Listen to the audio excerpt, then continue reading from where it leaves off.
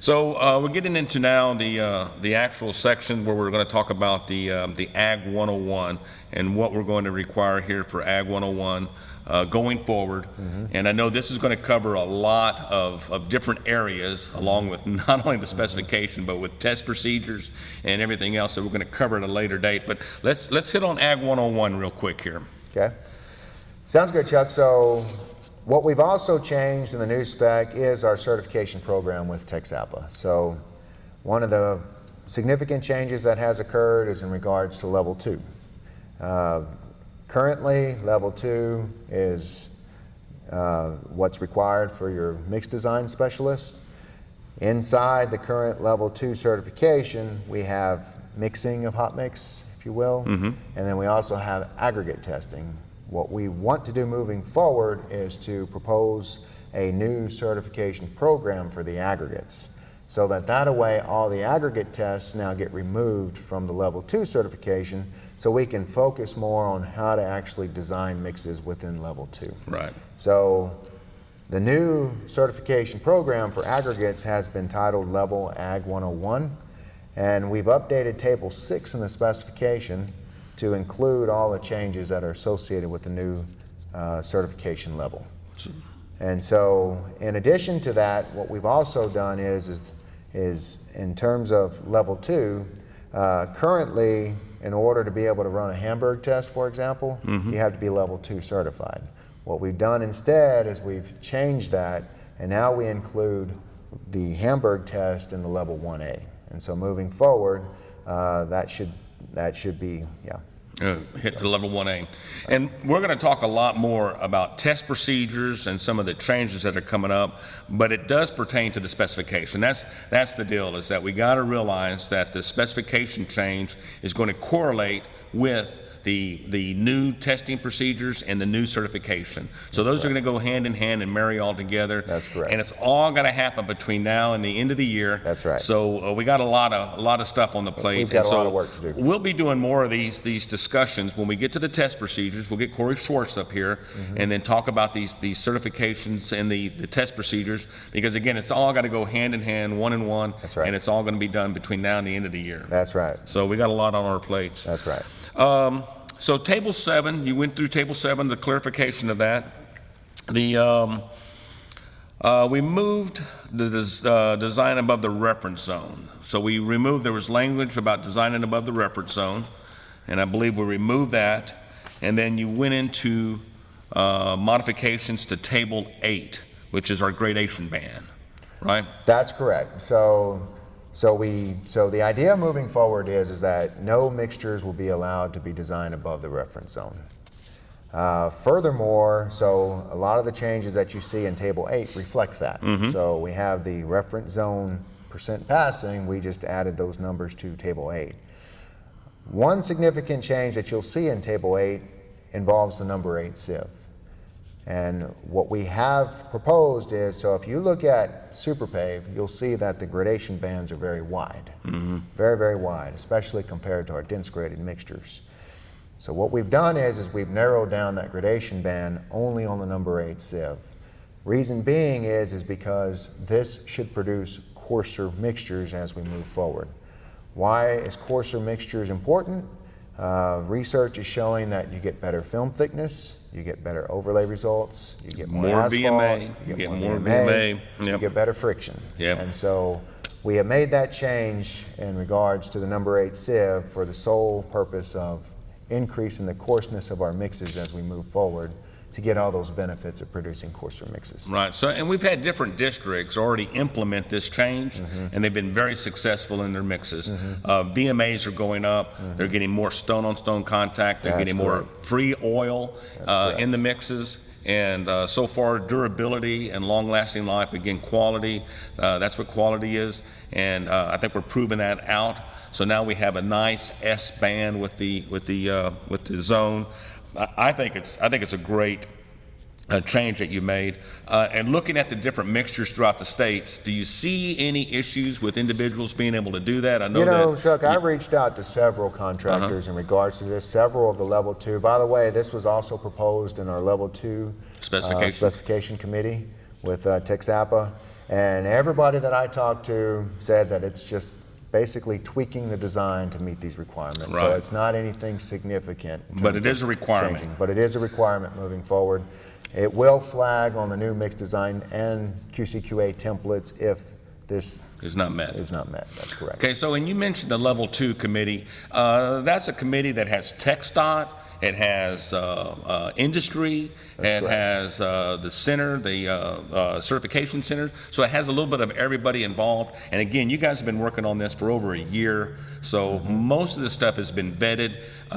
It just needs to be followed now, right? That's correct. That's correct. And then you had Travis Patton. I know Travis has an Excel spreadsheet, and I know that you guys got a link to it, and you'll be able to see that link when you get the information here. But that spreadsheet has been able to tweak those mixes to where you can get that. That's and it correct. could just be a bin change. It could just be a That- couple of contractors have used Travis's spreadsheet, right?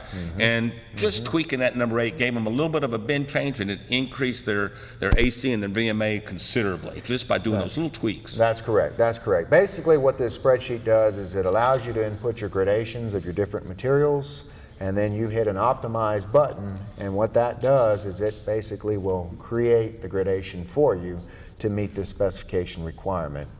It will give you basically the bin percentages that you need to use for the design. So it's a very useful tool that Travis has created to help contractors. And it's been used several level times. two. I mean, you That's guys, right. it's That's right. successfully used That's several right. times. So Perfect. instead of us going through and trying to do it by hand, I would recommend using this tool because it's going to get you in the ballpark Yep. very quickly. Yep. So Also in Table 9, we removed Superpave A, Type A mixers, right? that's correct. And that's because throughout the state, we're not using them anyway. That's correct, Chuck. Okay. So we figured if we're not using them, why have it in the specification? And then we moved to Table 10, we do a dust to asphalt ratio. Where'd we go with that? I know there was a lot of discussions. We moved up and down the chart a little bit with it. Where did we come up with on our dust to asphalt ratio? There was a lot of good discussion with industry regarding that, and what we agreed upon was to reduce the top end of the dust to binder ratio from 1.6 down to 1.4. And so now the specification requirement will be a maximum of 1.4 on the dust to binder ratio. And again, that's to keep in line with the VMAs and to keep our liquid asphalts in the mixes. That's correct. That's correct. And the next section on Table 10, we talk about correction factors with, underneath Table 10, correction factors with the ignition oven. And there was a lot of discussion with that. Go through the correction factors, why we need to have them, and what are we going to follow here going out with the correction factors with the ignition oven? So we realize the importance of correction factors because basically they are a way to correct, if you will, the measured asphalt content and the gradation that you achieve from burning the sample. So it's very important that we have accurate correction factors. So recognizing that, what we've done is we've said provide correction factors that are not more than 12 months old. Reason being is because things can change. And so we want to make sure that our correction factors are up to date. Because if you don't have the right correction factor for the asphalt content, for example, you don't know what the actual asphalt content of that sample is, of that mix is. And furthermore, what we've done is we've changed Text 236. We'll get into that discussion in another video. But we've simplified the process of deriving these correction factors in an effort to make it simpler to achieve them so that everybody will can start running them. That's right. Yeah, so that was what industry was. It takes so long to run them, and Right. it's very cumbersome, and it's very, and now you've changed that procedure to where we streamlined it a little bit, and industries is appreciative of that. I think that we'll have correction factors run every 12 months. I think that was a good move on y'all's part.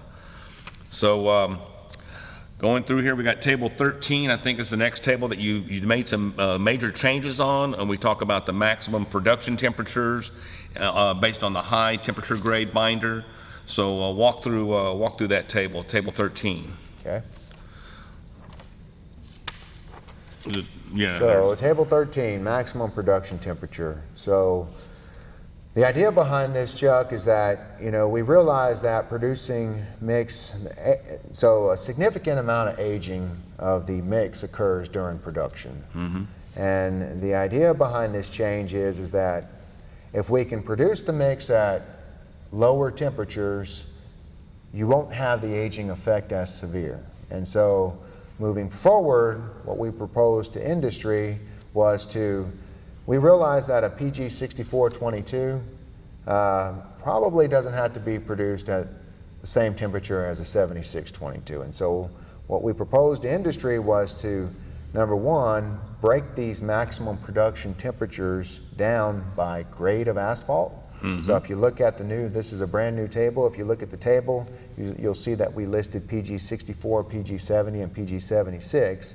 And then recognizing that, producing a 6422, for example, at a very high temperature oxidizes the asphalt. Quickly. We recognize that, and so what we proposed is to have different production requirements, maximum production temperatures for each grade of asphalt. And so if you look at the table, moving forward with 6422s, the maximum production temperature is 325, it's 335 for PG 70, and it's 345 for PG 76. That's the maximum production The temperature. maximum production temperature. So the old spec said a maximum production temperature of 350 for all binders. I got you. We've now broken that down by binder grade, and the 350, 345 is a 5-degree decrease in the maximum production. So there's no change in our discharge temperature, plus or minus 25 degrees of what the contractor chooses. That's correct. To do. We just have a maximum amount. We just have a maximum So production 64 minus 22 is 325? That's correct. So if you have a plus or minus 25 degrees, then the contractor's probably going to be looking at about 295 to 300 in that range, so that he doesn't hit the maximum, and he has that flexibility from 275. So That's correct. So he has that range of 300 to 325 or 300 down to 275. Right. So I think that's a good that you clarified that that maximum production temperature on the mixes.